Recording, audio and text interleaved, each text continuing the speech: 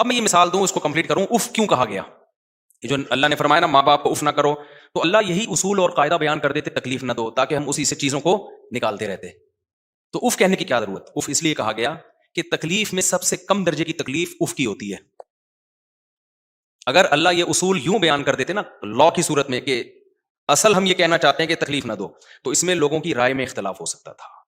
کچھ کہتے گالی دے رہا ہوں ماں باپ کو، تکلیف اگر ہو رہی ہے تو ہونی نہیں چاہیے، ایسے موقع پہ گالی بنتی ہے، یہ ان کا اپنا ہیڈ ہے کہ تکلیف ہو رہی ہے بلا وجہ خام خام. یہ تکلیف کی بات تھوڑی ہے، کام انہوں نے ایسا کیا، اگر میں نے گالی دے دی تو کیا ہو گیا. لوگ ایسے کرتے ہیں نا، گورے تو اولڈ ہاؤس میں جمع کرا دیتے ہیں، کہتے ہیں اس میں تکلیف کی کیا بات ہے، آپ کو وہ تمام فیسلٹیز اور سہولتیں وہاں مل رہی ہیں، بلکہ زیادہ اچھی مل رہی ہیں.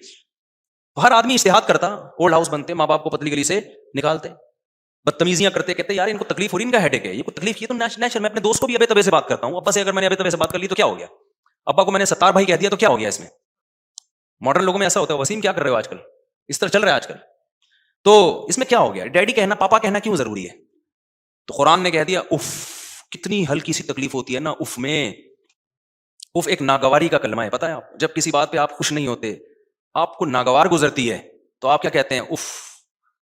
اس سے ہلکی تکلیف کوئی ہو نہیں سکتی.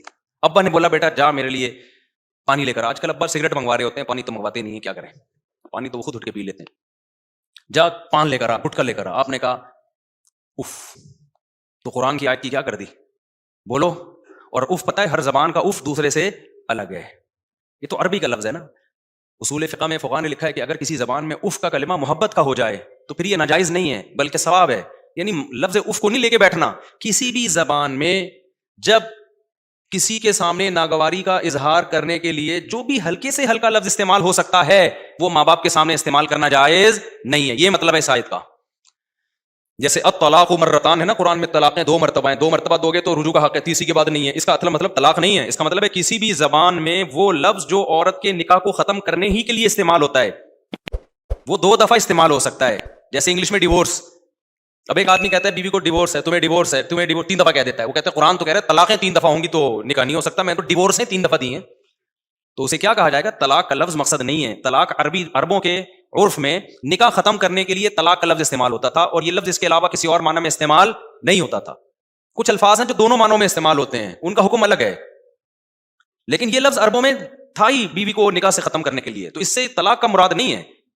اب قیامت تک کے لیے آئے نا مذہب دین، تو اس لیے طلاق کا تو ایک سائن ہے کہ عربوں میں کوئی لفظ، عربوں میں جیسے طلاق کا لفظ نکاح ختم کرنے ہی کے لیے استعمال ہو رہا ہے، تو اس لیے اللہ نے طلاق کو ہائی لائٹ کیا. تمام مفسرین کیا بیان کریں گے بھائی؟ مقصد یہ ہے کہ صریح الفاظ جو نکاح ختم کرنے کے لیے ہوتے ہیں، جن میں نیت کی ضرورت نہیں ہوتی، وہ لفظ ہی اس کے لیے ہے، تو وہ جب بھی استعمال ہوگا 2 دفعہ کے بعد آپ رجوع کر سکتے ہیں، تیسری دفعہ کے بعد رجوع نہیں کر سکتے. اسی وجہ سے علماء نے استدلال کیا کہ اردو میں اگر کوئی لفظ، جیسے لفظ حرام، بیوی کو کہہ دیا تم مجھ پہ حرام ہو، تو بھی وہی حکم ہے. یعنی 3 دفعہ بول دیا تو نکاح کیا ہوگا؟ ختم ہو جائے گا. وجہ اس کی ہے کہ یہ بھی پہلے زمانے میں طلاق کے لیے استعمال نہیں ہوتا تھا، 10 مطلب نکلتے تھے. اب کس کے لیے استعمال ہو رہا ہے؟ طلاق کے لیے. تو کسی بھی زبان میں کوئی لفظ نکاح ختم کرنے ہی کے لیے یوز ہوگا تو وہی حکم ہوگا جو طلاق کا. تو بالکل یہی مطلب اف کا ہے. تو ماں باپ کو اللہ نے یہ اگر کہتے ہیں نا تکلیف نہ دو، تو اس طرح سے اصول بیان کیا جاتا تو اس میں بکھیڑے آنے کا خطرہ تھا.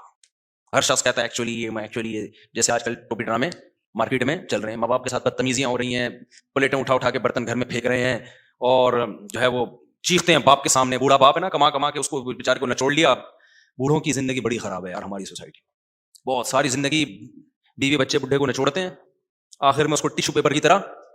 میرے پاس لندن سے بہت لوگ آتے ہیں جن کا بڑھاپا بہت خطرناک. مسلمانوں کی بات کر رہا ہوں، انگریزوں نے تو یہ ٹینشن لینا ہی چھوڑ دی ہے.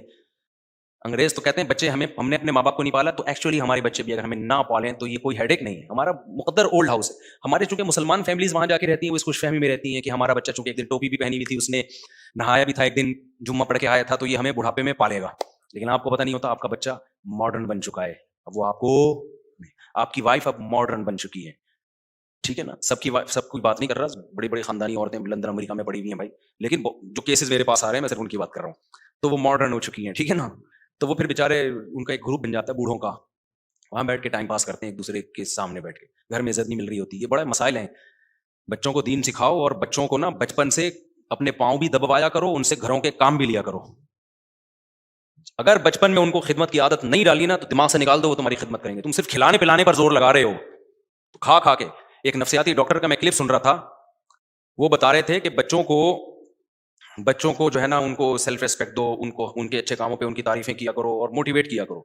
یہ تصویر کا ایک رخ ہے, یقیناً کرنی چاہیے اچھے کاموں پہ تعریف, بچے کو محبت سے سمجھانا چاہیے, اصل یہی ہے, محبت ہی ہے. لیکن اگر ہر وقت وہ اپنی تعریفیں سنے گا نا, اس سے اس کے اندر اپنی برائی سننے کا حوصلہ ختم ہو جائے گا. یہ بھی ذہن میں رکھو. اس لیے اعتدال ضروری ہے, اصل محبت ہی ہے. بلا وجہ بچے کو ڈانٹنا مارنا یہ اس کی علامت ہے کہ آپ گدھے ہیں. سمجھ رہے ہو, یہ آپ کے گدھے ہونے کی علامت. بچہ محبت چاہتا ہے اور اس کو دیکھ کے بھی محبت آتی ہے, تو اپنا گدھا ہونا ثابت مت کرو. تو لیکن کہیں ضرورت پڑتی ہے, کچھ ریسٹرکشنز ہوتی ہیں, کچھ پابندیاں ہوتی ہیں, بدتمیزی نہ کرنے دو, اپنے کام خود کرے. 7 سال تک بچے کا یونیفارم ماں پریس کرے گی اور دھوئے گی. 7 سال کا بچہ ہو گیا, بیٹا اب اپنے کپڑے خود ہی استری کر. ہم تو اپنے کپڑے خود استری کرتے تھے یار. مائیں لگی ہوتی ہیں 8 سال کے بچے کے بھی کپڑے استری کر رہی ہیں, اس کے جوتے بھی پالش کر رہی ہیں. ابے بھائی تو ان کی ماں, یہ تیری ماں ہے, تو اس کی ماں ہے, اس کو خدمت سکھاؤ. اس کو بولو بیٹا مجھے پانی پلاؤ. میں یہ کہہ رہا ہوں اس پہ اس کی طاقت سے زیادہ بوجھ ڈالیں, گدھا بنا کے رکھیں, لیکن کچھ نہ کچھ کام لینا اس سے شروع کریں. میں باقاعدہ گھر میں جا کے اپنے بچوں سے پاؤں دباتا ہوں اپنے, لیکن چونکہ چھوٹے بچے ہیں زیادہ بوجھ بھی نہ ہے, تو ان کو بولتا ہوں اپنی مرضی سے جتنی دیر دبانے ہیں دباؤ, ٹھیک ہے, جب تھک جاؤ تو چلے جاؤ. بوجھ نہیں کہتے کہ دباوے ادھر جا رہا ہے, تھوڑی دیر وہ ہلیں جلیں گے, پھر شرارتوں میں لگ جاتے ہیں. عادت تو ڈالو کچھ تو. حالانکہ میرا بالکل دل نہیں چاہ رہا ہوتا پاؤں دبانے کا, مجھے تو شوق ہی نہیں ہے پاؤں دبانے کا. تو کبھی بہت تھکاوٹ ہو, کوئی مسئلہ ہو تو ایک الگ بات ہے. نارملی میں اپنے مریدوں سے بھی یہ کام نہیں لیتا. تو تھوڑی بہت عادت پڑی ہے, وہ بھی ہمارے کے پی کے شاگرد ہیں, وہ نہیں چھوڑتے بھائی. جب کوئی استاد جائے نا وہ بڑی عزت دے کہ تو پاؤں دبائیں گے ہم, یہ ہو نہیں سکتا کہ آپ بیٹھو. تو پھر تھوڑی بہت عادت پڑی وہاں سے پڑی ہے. لیکن اپنے بچوں سے اپنی خدمت بولو کرواؤ, گھر کے کام کاج ان سے لو. تو میں ایک دن گھر میں گیا تو میرا بیٹا بڑا والا جھاڑو لگا رہا تھا, مجھے بڑا اچھا لگا. میں نے کہا صحیح چل رہا ہے بیٹا, بالکل ابھی سے ان میں صاحب زادگی اور وہ ایکچولی بچوں کی سیلف اور ٹوپی ڈرامے, فرعون بنے گا. صحیح ہے نا, اتنا چھوئی موئی بن جائے گا کسی کام کا نہیں. پھر وہ کھانا سیکھے گا, کھلانا نہیں سیکھے گا. ہماری تربیت کا اسٹائل اور انگریزوں کا بہت فرق ہے. انہوں نے اپنی خدمت تھوڑی کروانی ہے بڑھاپے میں. انہوں نے تو 18 سال کا کر کے مارکیٹ سے شارٹ, چل بھائی نکل اپنی گرل فرینڈ کے ساتھ گھوم. ہم تو خاندانی لوگ ہیں بھائی, خاندانوں کی شکل میں رہتے ہیں, دادا دادی نانا نانی ساس سسر بہو داماد, یہ سارا سیٹ اپ ہے ہم لوگوں کا. گرل فرینڈ بوائے فرینڈ میں وہی سیٹ اپ ٹھیک ہے جو وہ چلا رہے ہیں. تو وہ پھر تنہائی کھاتی ہے ان کو بڑھاپے میں. گرل فرینڈ بوائے فرینڈ والوں کو تو بڑھاپے میں تنہائی کھائے گی. تو دیواروں کو دیکھ دیکھ کے روتے ہیں. آپ نے بوڑھوں کا انگریزوں کا بڑھاپا نہیں دیکھا, وہاں جاؤ نا جاپان میں جا کے دیکھو. ابھی تو خیر ہم جب گئے ہیں تو میں نے سڑکیں اور ماشاء اللہ سب کچھ دکھایا میں نے, کیا خوبصورت. اور پھر یہاں آ کے میں نے بتایا کہ ابے بڈھوں کو دیکھا ہے ہم نے, 90 سال کا بڈھا 18 سال کی لڑکی کو لے کے گھوم رہا ہے. ہم سمجھ رہے تھے پوتی ہے, پتا چلا گرل فرینڈ ہے.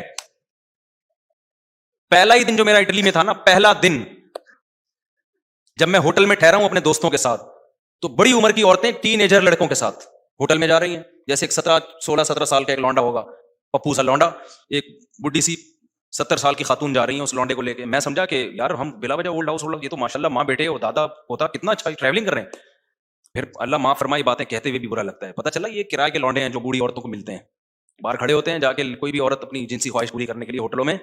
یہ یار یہ کلچر ہے, اٹ از کالڈ کلچر. ایسی سڑکوں کو کیا کرنا ہے یار. اگر وہ بوڑھی بیچاری ٹائم پہ شادی ہوتی اس کے اولاد ہوتی, آج وہ اپنے پوتے نواسوں کے ساتھ کسی پارک میں گھوم رہی ہوتی. رشتے والے آ رہے ہوتے اس کی پوتوں نواسوں کے, وہ دادی بن کے جو ہے نا دادی سے آشیرواد لیا جا رہا ہوتا دلہن کے سر پہ. ہماری دادی جب دنیا سے, مجھے اپنی دادی یاد آ رہی تھی, ہماری دادی جب جس دن انتقال ہوا پورا گھر دھاڑے مار کے رو رہا تھا. اتنی محبت تھی ہم سب کو اپنی دادی سے, کیونکہ وہ ایسے بچوں کے ساتھ انوالو تھیں, اتنے پوتے نواسے, کیلا چھپا کے رکھتی تھی ہمارے لیے, ٹھیک ہے نا. والد صاحب آتے جیب خرچی ان کے ہاتھ میں پکڑاتے, کسی پوتے سے زیادہ پیار ہے, کسی سے تھوڑی سی جلیسی چل رہی ہے ان کی نا, تو نماز پڑھ رہی ہیں مصلی پہ, اللہ اللہ میں لگی ہوئی ہیں, اپنے بچوں میں مشغول, تو تھوڑی بہت غیبتیں بھی چل رہی ہیں. دادیاں تو کرتی ہیں, اب کیا کریں اللہ معاف فرمائے ان کو. جب غیبت کرتی تھی نا, بہت پڑوسیوں کی جب غیبت ہوتی تھی بہت آہستہ آواز سے, میری والدہ کو بلاتی, ہم کہتے تھے کہ اماں کہتے تھے ہم ان کو نا, ہم کہتے تھے یہ آواز وہاں تھوڑی جائے گی بھائی اتنی دور. تو کیسا غیبت کر کے اچھا ٹائم نہیں گزارا, لیکن ویسے جنرلی کتنا اچھا ٹائم گزارا ان لوگوں نے, محبتیں ملی, کوئی خرچہ نہیں ان کے ذمہ میں, سارے خرچے بیٹے پوتے نواسے اٹھا رہے ہیں, محبتیں الگ مل رہی ہیں. اور مرنے کے بعد اب تک دعائیں ہو رہی ہیں. کتنے سال ہو گئے ان کے انتقال کو, میرے خیال 97-96 میں ہوا تھا انتقال. دعائیں ہو رہی ہیں, صدقہ خیرات ہو رہے ہیں. میں ہر مہینے دیا کرتا تھا دادی کے سال ثواب کے لیے, میں نے بند کر دیا. تو کسی کو خواب میں آئی, ان سے بولا کہ اس کو بولو کہ مجھے گفٹ بھیجتا تھا وہ بند کیوں کر دیا, اس طرح کا خواب آیا. میں نے کہا بھائی بند کیا نا, یہ دوبارہ جاری کر دو. کیسا لنک ہوتا ہے, مرنے کے بعد بھی لنک ہوتا ہے. تو یہ ایک تصویر کا میرا بھائی دوسرا رخ ہے تصویر کا. اور پھر وہ جو بوڑھی عورتوں کو دیکھا کتے لے کے, تو یہاں جو ہے نا تھوڑا سا الگ اور وہاں تھوڑا سا, تو ہو سکتا ہے میں جاؤں تو پھر میں بتاؤں یہ اتنے اچھے, تو وہ اگلے بیان کا انتظار کیا کریں آپ. اور وہ اچھائی, وہ اچھائیاں بیان کرتا ہوں جو ہوتی ہیں, اس میں جھوٹ نہیں بولتا. ساری برائیاں تھوڑی ہیں, جو ترقی اتنی کر لی تو کچھ اچھا بھی تو ہے نا. تو خیر ہم کہاں کدھر سے کدھر نکل لیے. تو میں یہ کہہ رہا تھا قرآن نے کیا کہا, ولا تقل لہما افین, ان کے سامنے اف مت کرو. تو اب آپ کو پتہ چل گیا 23 سال کے عرصے میں جو ورڈنگ ہے نا وہ بہت ہی سلیکٹڈ الفاظ ہیں جو قانون بیان کر رہے ہیں. اف کا لفظ اس لیے بولا گیا قیامت تک کے لیے دوبارہ کوئی اگلی آیت نازل نہ کرنی پڑے. بھائی اف نہیں کرنا ہے بس. اب ماں باپ سے بڑا حق کسی کا رہا نہیں ہے, اور ماں باپ میں دادا دادی نانا نانی بھی بالاجماع داخل ہیں.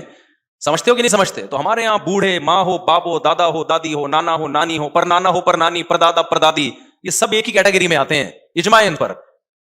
ان کے سامنے ذلت سے اپنے بازوؤں کو کیا کرنا ہے بھائی, جھکا کے رکھنا ہے. آپشن ہی ختم اف کا. سمجھتے ہو؟